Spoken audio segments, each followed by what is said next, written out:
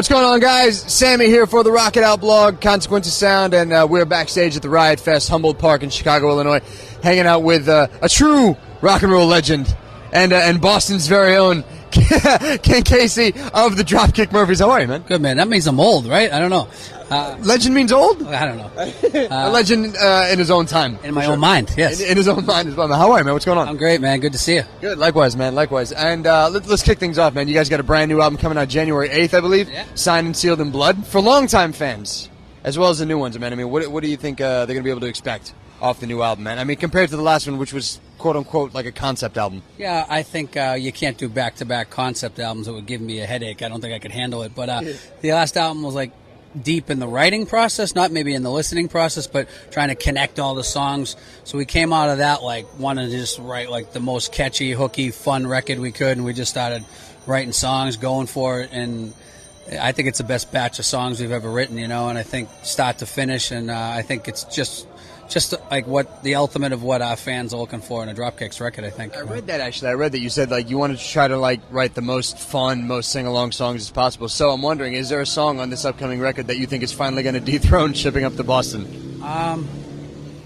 don't know. I think it might take another movie to do that, but I mean, I think there's songs that are better than it, that's for sure. Just call it Scorsese. Be like, we need a sequel to The Departed. Believe me, they're talking about that, actually. Are they really? Yeah, they were talking about doing a prequel, actually. Oh, no shit. Yeah, but we're not holding our breath for that. But, you know, there's a little of everything. There's a real super kind of sing-along stuff, and there's a real catchy kind of banjo-driven stuff, like, you know, and then there's, you know, some straight-ahead, just fast punk rock stuff. It's a typical Dropkick record, but I just think we've done it better this time, you know. Cool, man. You guys are on tour right now, in the Halfway to St. Patrick's tour. But then after this tour, you guys are taking a small break, and then you're back on the road again and at the end of October. Touring seems to be such a huge thing for you guys because it feels like you're constantly on the road. So, I mean, has there ever gotten to a point where you guys felt like, you know what? I mean, I think we're well-known enough. We could just, like, stop, take a break. Like, let's just, you know, like, rest a little bit. Or is touring, like, that important to you guys that you feel you have to be on the road as often as possible?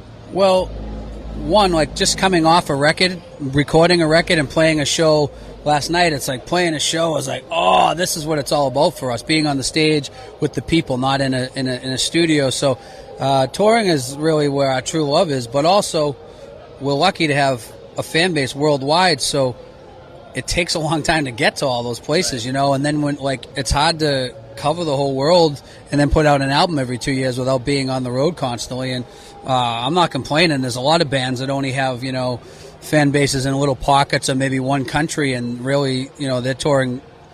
I'm sure they'd like to tour more, you know what I mean, but they can't. So we feel very grateful that we actually have the luxury and ability and places to go to keep touring, you know. Earlier this summer, you guys were playing with Mumford & Sons on the Gentlemen of the Road tour, and I read that, and I was like, Dropkick, Mumford, like two complete opposite ends of the spectrum. I mean, how did you guys even get paired? With, like, they contacted you and said they wanted you to play with them, right? I mean, Mumford, obviously, with their successes and style, but a lot of it is kind of folk-driven, banjo-driven. We're sponsored by the same banjo company, Deering Banjos, plug. And, you know, we hit it off. They watched us play, and they were like, you know, there's a lot more similarities. Obviously, they don't have an electric guitar for most of the songs, but there's more similarities than you think. And we played with them, and the show went great. It was a kind of good cross-section of, like, people who knew us, but then a lot of people who maybe are open-minded to that folk-driven music, but maybe think we're too punk rock and ordinarily wouldn't come to see us. Right. So I thought it was a pretty good experience for us, actually. We were pretty impressed. The banjo player Winston actually played on our new record, and we recorded it in a barn at a cookout the day after that show we played together. So did anybody from Dropkick play on their new record that's coming out? We didn't know them yet then, but you know, actually, yeah, I did. I'm buried way down there. You can barely hear me. But buy it anyway. I'm in the studio breathing. You can hear me way in the back by the control board. It's awesome. You know, there were a couple people that, you know, when I told people, I'm like, yo, I'm going to be interviewing Dropkick Murphys. I'm going to be talking to Ken. It's going to be awesome. There were some people that, like, when I told them that, they just kind of did like an eye roll, and they were like, why are you even talking to Dropkick Murphys, man? Because some of these people feel like, and they're longtime fans I'm talking to, but some of them feel like the band kind of quote-unquote sold out. I mean, everything, like, with your success with The Departed and all this other stuff. I mean, when you hear criticism like that, I mean, what is your reaction to especially from people who've been listening to you for a real, like, since, like, the first album? Well, that's who any band, that's who you tend to get it from the most, because, you know, that fan might fondly think back of the days when them and 50 other friends were the only ones seeing you. And I mean, our music has changed. I wouldn't deny that, but it's tough to like be 8 albums in and not grow and change, you know. And when I say grow and change, I still think we have the aggression we've always had. You know what I mean? There might be more instrumentation, more guys on stage to bring out the melody. But I think if you like really still were with it, because we have, for every person that says that, there's 100 more fans that have been there from the beginning that see that we haven't changed what we write about, with the passion, and if you know it's still being in our heart. As far as selling out, I mean, we were in a movie, you know, about our city, directed by one of my favorite directors of all time, about crime and violence. I mean, it ain't like we're in a shampoo commercial, you know what I mean? So, you know. Oh, a shampoo commercial with Dropkick might be a pretty interesting for Irish Spring, perhaps. I'd say no to that, but then I would understand the solo comment. But I'd have to check now. I've never, even in the old days, even when we had our first record, someone's always saying it's just hard to make music, especially when you're a little bit as diverse as we are. We've had ballads and hardcore songs and everything in between. So there's always a portion of that wants more of one or the other, you know. So I say God bless them and fuck them at the same time. And having been around for as long as you've been, and now you're playing at Riot Fest with a combination of like older bands like Hot Water Music and then younger bands, do you look at the rock and roll scene and like, are there things that you like about it in this day and age, and are there things that you don't like about it now?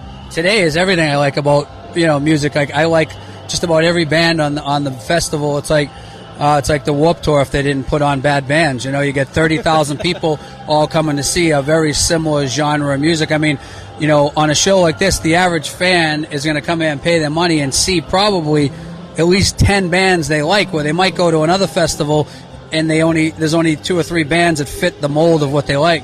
I think it's an impressive job that they've done here today. They got an awesome day for it. And, I mean, I've been torn, you know, trying to see bands, and that's a good problem, you know. And then last one, because I know you represent Boston super hard, man. Bobby Valentine's status as a manager for the Red Sox. You think he's going to stick around for another year, or he's got to go? It's a mess. I mean, he walked. I'm not a huge fan, but he walked into a shit show. They got a clean house. I'd rather see him playing a AAA team of young, hungry kids, and I think that's what they're going to go towards. And you know, the players that have the attitudes. I'm a season ticket holder, and I don't want to be a part of paying the salary of people who can't just shut up and play a sport. You know, they should wake up grateful that they play. And there's plenty of guys on the Red Sox that are still like that. And you know, we got to get back to that. And that trade to the Dodgers is a good start in cleaning out some salary and cleaning out some personalities that needed to go. And we'll turn it around. You got Euclid in town, man, with the White Sox, man. Did you give him a call, tell him to stop by the show? You know, are they home? I didn't even think to do that. I'm going to do that right now. Cool. But White Sox must have been happy to get Uke. He's a dirt dog. We loved him in Boston, and he cameoed in a video on our last record. He hit me with a snowball. So guys, Dropkick Murphys, signed and sealed in blood, January 8th. This is the 8th studio album too, right? I think so. All right, man. So be sure to check it out. Ken Casey, the original bastion of the Dropkick Murphys. Thank you for taking the time, man. Really appreciate it. All right, man. Take care, dude.